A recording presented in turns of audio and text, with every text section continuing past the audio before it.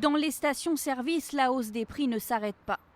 Au cours de la semaine dernière, le gasoil, qui représente 80% de la consommation de carburant en France, était vendu à 1,48 €.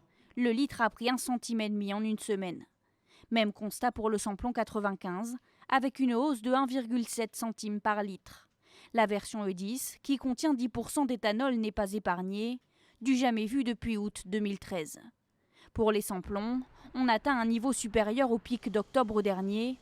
Les prix à la pompe avaient déclenché le mouvement des Gilets jaunes. Le gouvernement avait alors renoncé à sa taxe carbone. Pourtant, depuis janvier, la hausse des prix est continue. En 4 mois, le litre de gasoil a pris plus de 10 centimes. Les samplons 95 ont grimpé de 17 centimes par litre.